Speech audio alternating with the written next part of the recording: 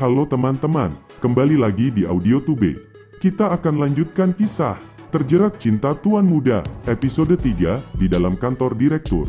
Tuan Tristan, silakan duduk, ucap direktur. Tristan duduk dengan bertumpang kaki, dan tatapan dinginnya itu membuat Roni Kesuma gugup. Saya tidak suka berlama-lama atau bertele-tele, saya ingin kau menjual bank ini, sekarang. Tristan berkata dengan tegas dan singkat. Entah apa yang ada dalam pikiran Tristan, hanya dia dan Tuhan yang tahu. Tiba-tiba saja Tristan ingin mengakuisisi bank itu. Levi, asistennya saja terkejut, karena bukan itu tujuan awal mereka. Rencananya hari ini Tristan ingin membahas soal investasi. Tuan Tristan, bukankah Anda kesini untuk membahas masalah investasi? Kenapa sekarang jadi ingin membeli bank ini? Roni menanyakan maksud dari keinginan Tristan. Tidak usah banyak tanya, kau akan menjualnya atau tidak. Kau bisa mengajukan harga berapapun dan kau juga masih bisa bekerja sebagai bawahanku, tapi perlu kau tahu, apa yang aku inginkan harus aku dapatkan. Atau aku akan hancurkan jika tidak bisa mendapatkannya. Tristan berkata dengan tatapan mengancam. Tuan Tristan, tolong jangan hancurkan saya. Saya akan jual bank ini pada Anda, tapi... Tolong jangan hancurkan saya, ucap Roni dengan tubuh gemetar ketakutan. Tristan menarik sudut bibirnya, dan tersenyum puas. Senyum yang sudah biasa Levi lihat, tetapi bagi orang yang belum tahu seperti apa Tristan, maka senyumannya itu begitu mengerikan untuk dilihat. Semua orang tahu siapa Tristan. Jika dia menginginkan sesuatu, maka ia akan dapatkan apapun itu. Hanya satu yang tidak bisa ia dapatkan, gelar orang paling bijak dalam keluarga. Sifat Tristan yang sombong, egois dan keras kepala, membuat Tristan dan ayahnya selalu berdebat. Hanya Chris saja yang selalu mendapat pujian dari ayahnya, karena sifat Chris tidak seperti Tristan. Izam Putra memberi Tristan jabatan sebagai direktur, karena Izam yakin dan percaya bahwa Tristan bisa membuat perusahaan mereka semakin maju. Sikap ambisius Tristan menjadi alasan utama, Izam percaya padanya. Sedang Christian hanya seorang wakil direktur, karena ia hanya dikirim ayahnya untuk mengawasi Tristan. Ayahnya takut jika Tristan menyalahgunakan posisi dan jabatannya. Scene berpindah. Jam makan siang sudah tiba, tetapi Roni masih duduk terdiam di ruangannya. Dia tidak rela meninggalkan ruangan itu.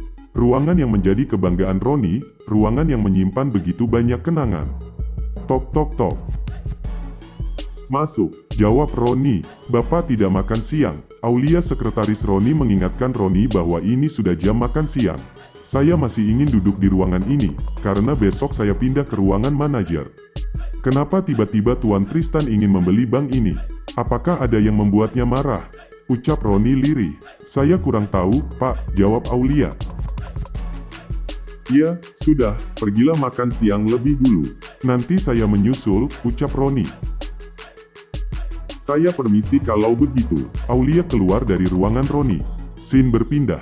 Di kantin, Haruna dan Sari sedang makan di meja yang sama.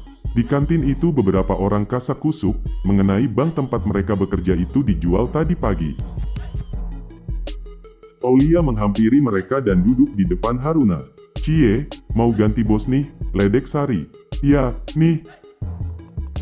Presidir yang baru itu ganteng banget, hihi, jawab Aulia sambil tersenyum.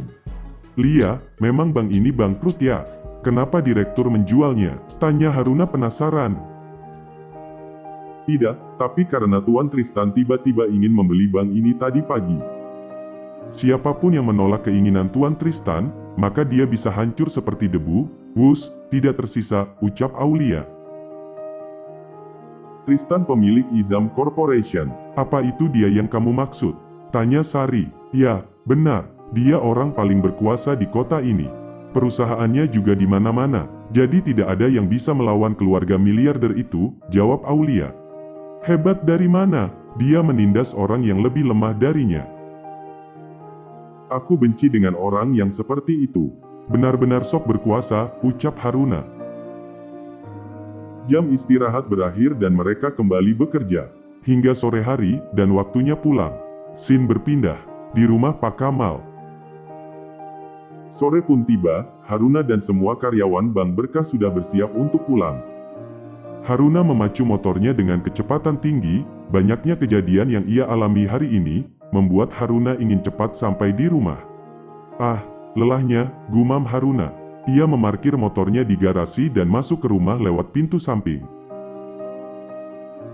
Haruna melangkah masuk ke dalam rumah, sepi, lengang tak seperti biasanya.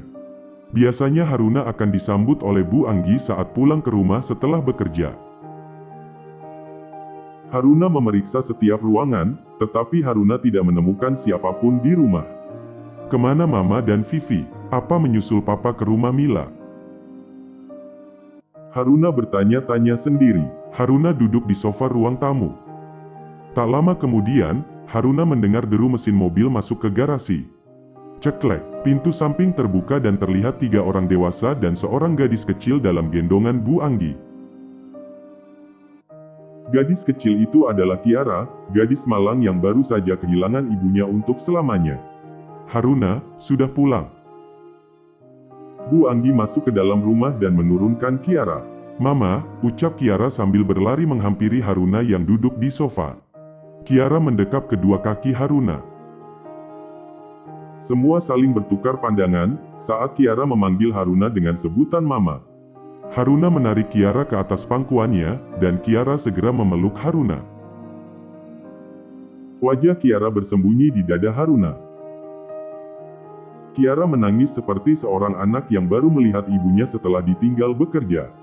Haruna membelai rambut Kiara dengan lembut.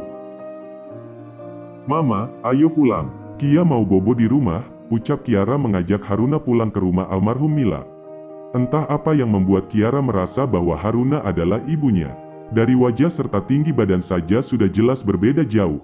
Mila lebih pendek daripada Haruna. Loh, kenapa pulang, sayang? Ini kan rumah kakek dan nenek, jadi mulai sekarang dan seterusnya Kia dan Mama akan tinggal di sini, ucap Haruna membujuk Kiara dengan lembut. Haruna membawa Kiara ke dalam kamarnya. Setengah jam kemudian, Haruna keluar dari kamar setelah Kiara tertidur. Haruna, harusnya kamu jelaskan pada Kiara kalau kamu bukan ibunya, ucap Bu Anggi. Tidak apa-apa, Ma. Haruna akan mengangkat Kiara sebagai anak, jawab Haruna. Bagaimana jika lelaki yang ingin melamarmu suatu saat nanti merasa keberatan? Karena kamu mempunyai anak angkat, ucap Anggi. Ma, jika lelaki itu sungguh mencintai Haruna, maka hal itu tidak akan jadi masalah untuknya, jawab Haruna. Tapi kapan kamu akan menikah? Tanya Anggi dengan ragu. Karena dia tahu jawaban Haruna selalu sama. Ma, ucap Haruna tanpa berani menatap mata Bu Anggi. Anggi menghela napas dengan lesu. Anggi hanya ingin agar Haruna segera menikah, karena usianya memang sudah cukup untuk menikah. Teman-teman Haruna bahkan ada yang sudah memiliki 2 anak. Namun Haruna berpacaran saja belum pernah. Sudahlah, Mama tahu jawabanmu tidak akan bisa berubah. Bu Anggi meninggalkan Haruna yang diam terpaku menatap Anggi yang melangkah masuk ke dalam kamar. Haruna tahu, Anggi pasti kecewa padanya. Maaf, Ma, Haruna sudah mengecewakan Mama, gumam Haruna lirih. Rasa takut untuk mengenal cinta membuat Haruna menjadi gadis yang anti dengan lelaki. Meskipun banyak pria yang melamar untuk menjadi istrinya, tetapi Haruna menolak mereka semua. Bersambung. Gimana guys? Cerita ini seru kan? Bagaimanakah kelanjutannya? Penasaran kan? Sama aku juga. Pastikan sudah subscribe agar tidak ketinggalan episode-episode selanjutnya. Semoga sahabat semua sehat sekeluarga dan sukses selalu. Amin.